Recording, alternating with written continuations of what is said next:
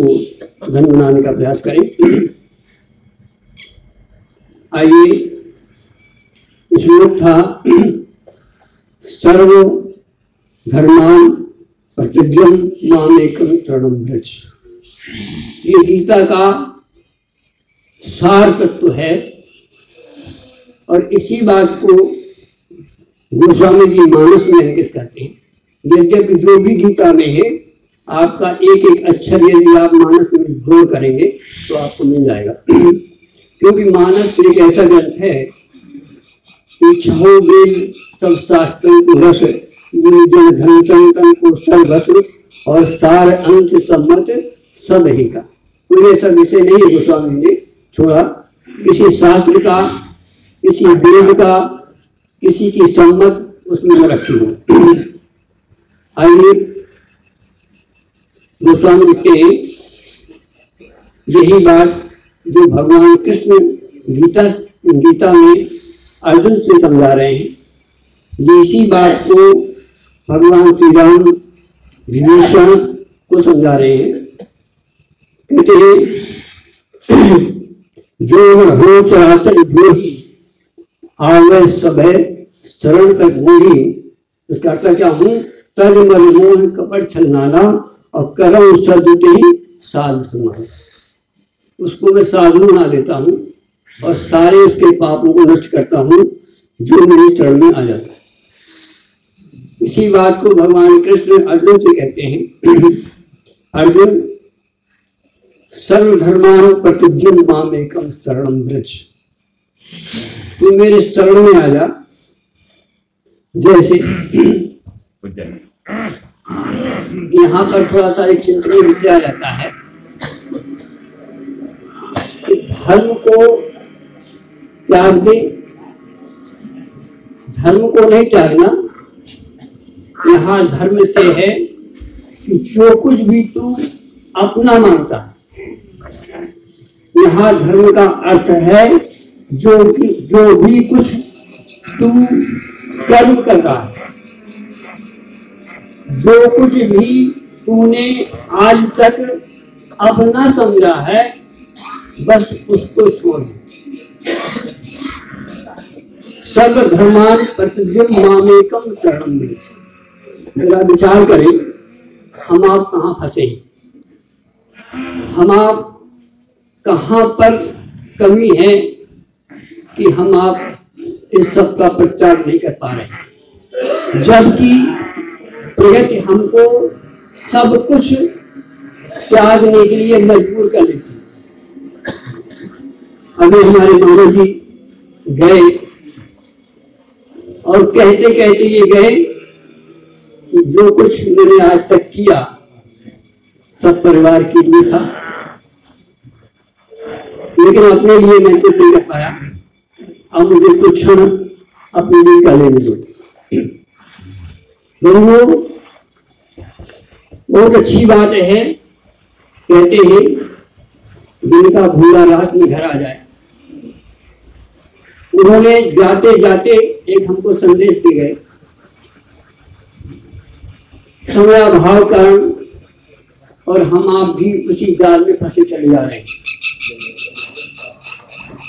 और ये कब दिन आएगा, कब समय आएगा जब हमारा आपका भी वो समय आएगा।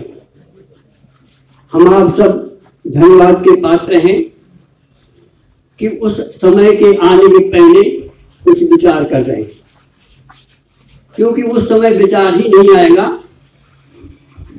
आइए देखिए, हमारे पास जो कुछ भी है, ये आप ध्यान रखना कि आप कोई भी वहां से एक कण नहीं बैठे। यहां तक कि देह भी आपका नहीं है, देह भी हमको दिया गया है।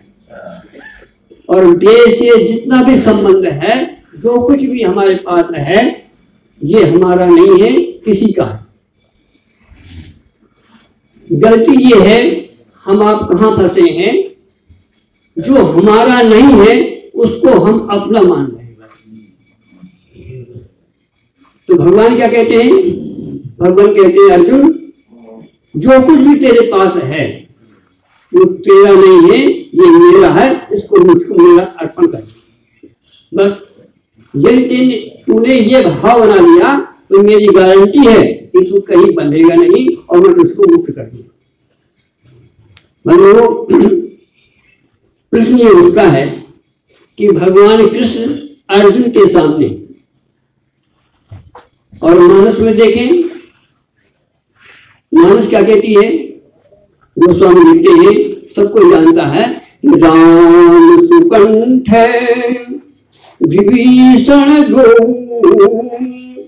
सारा संसार जानता है कि भगवान श्री राम ने किसको शरण में लिया। एक है सुग्रीव और एक है दूसरा विभीषण, इन्हीं के लोग हैं। जैसे गीता में केवल एक अर्जुन के सामने भगवान हैं, उधर सुग्रीव और विभीषण के सामने भगवान हैं, और ये दोनों भगवान के शरण में गए और उद्धार हो गया इनका। इधर अर्जुन सामने है और उद्धार होने जा रहा है, क्योंकि वो समर्पण करने जा रहा है भगवान के कहने के अनुसार। अब प्रश्न ये उठता है कि हम भगवान कृष्ण को कहाँ पाएं कि हम आप भी समर्पित कर दें। प्रश्न ये उठता है कि हम कहाँ श्री राम को पाएं। ये तो त्रेता और द्वापर की बात हो गई। जब भगवान कृष्ण पुनः द्वापर में आएंगे, भगवान श्री राम त्रेता में आएंगे, तब हो सकता है, पता नहीं हमें मिल पाए या न मिल पाए, हम हो या ना हो। अब हम कहाँ जाएं, हम किसकी शरण में जाएं, हम कौन से भगवान की शरण में जाएं जिससे हम सबको समर्पित कर सके और भगवान की शरण को पा सके। तो गोस्वामी जी समाधान देते हैं समय के अनुसार। वो समय द्वापर और त्रेता का नहीं है, ये समय कलयुग का है। तो गोस्वामी जी समाधान देते हैं कि राम सुकंठ विभीषण दो, राखी शरण जान सबको। लेकिन राम गरीबो अनेक निवाजे, अलोक बेग बर बिरज बिराजे। राम भाव कपि कटुक बटूरा, और सेतु हेतु श्रम की न थोड़ा। लेकिन नाम लेते भव सिंधु सुखाई, असुजन विचार करो मन माही।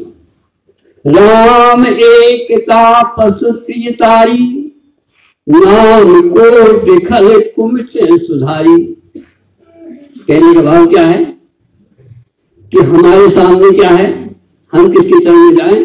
तो गोस्वामी जी लिखते हैं कि ना तुम राम की शरण में जाओ, ना कृष्ण की शरण में जाओ, बल्कि उसकी शरण में जाओ जिसने इन दोनों को अपने बस में कर लिया। राम से भी बड़ा है राम का नाम, कृष्ण से भी बड़ा है कृष्ण का नाम। और पुनः देखिए, ब्रह्म राम ते नाम बड़, और बरदायक वरदान। कहते राम एक तापस प्रियतारी, और नाम कोटि खल कुमित सुधारी। करोड़ों को राम ने तार दिया। और वो बताओ, राम का नाम हमारे पास है कि नहीं। कहने का भाव क्या है, कहते हैं ध्यान दीजिएगा जरा। दो तरह के ब्रह्म हैं, कोई निराकार को मानता है, कोई साकार को मानता है, और दोनों अपनी अपनी जगह में सही है। कहते हैं अगुण सगुण ब्रह्म स्वरूपा, और अकथे अगाधि अनादि अनंता। कैसा आदमी हो गई, अकथ कहा नहीं जा सकता, अनादि कोई न जिसका आदि है न अंत है, अनादि न जिसका कोई नाम है न रूप है। अगुण सगुण दुई ब्रह्म स्वरूपा अकते अगाधि अनादि अनुपा। और मूरी मत, वो स्वामी कहते हैं मुझसे पूछो। तो मेरी भावना क्या है, मैं क्या कहना चाहता हूँ या मैं जिसकी शरण में गया हूँ, मोरे मत नाम दूसे दूटे ये जुड़े निज बस बूटे। मेरे से यदि कोई पूछे तो मेरे समझ में तो जाता है कि अगुण और सगुण दोनों से भगवान का नाम बड़ा है, क्योंकि नाम से नाम ही बस में आ जाता है। और प्रमाण देखो, नाम के द्वारा किसने बस में किया है, तो कहते हैं सुमीरी पमने सुते पावन नाम और अपने बस करी राख्यो राम। कहने का भाव क्या है हमारा, हम आप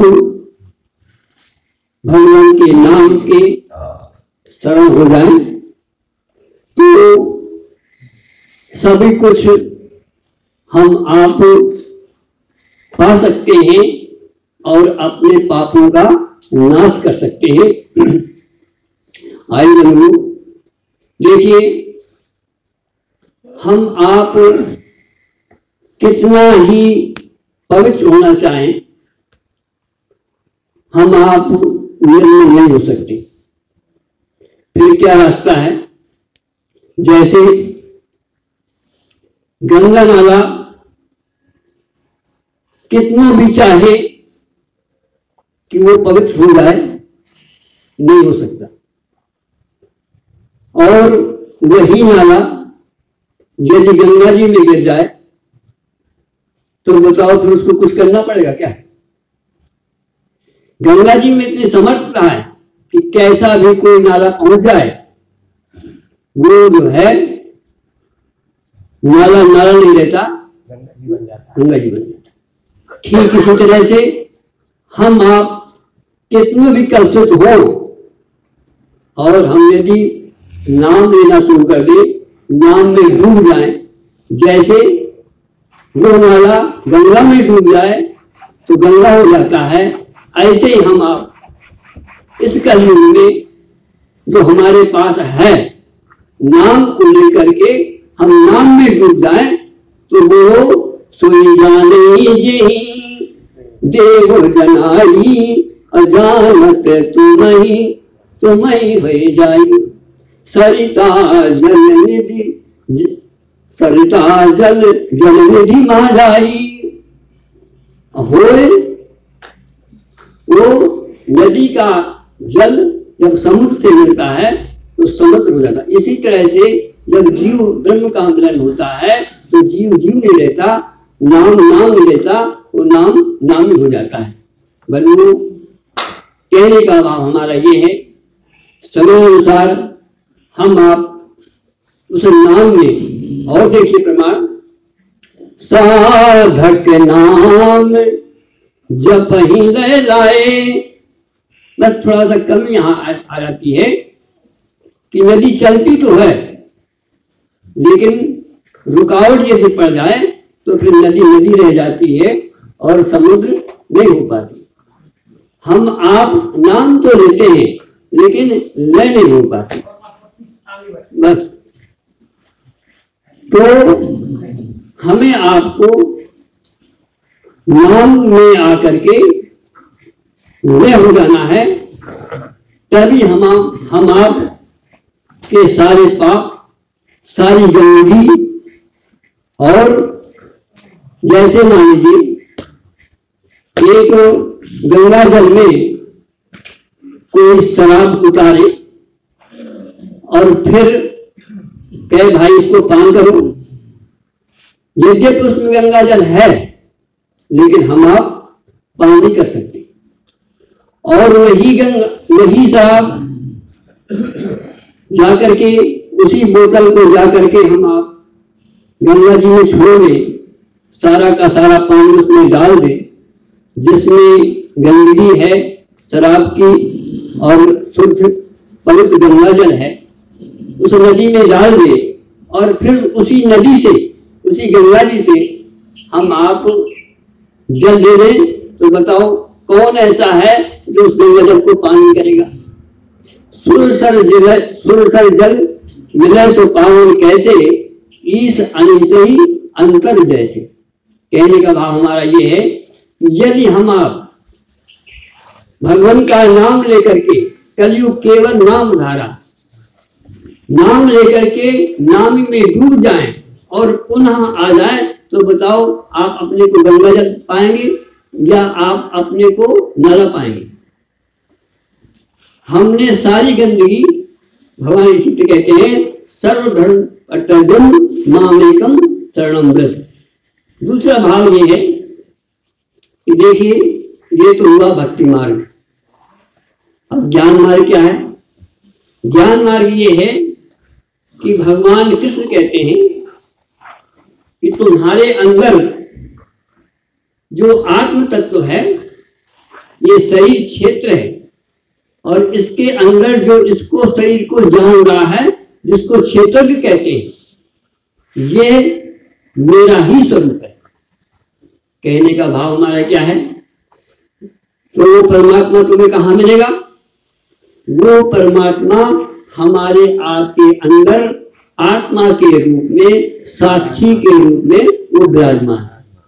ध्यान देना, ये ही ज्ञान मार्ग। अर्थात हमें किसकी शरण में जाना है?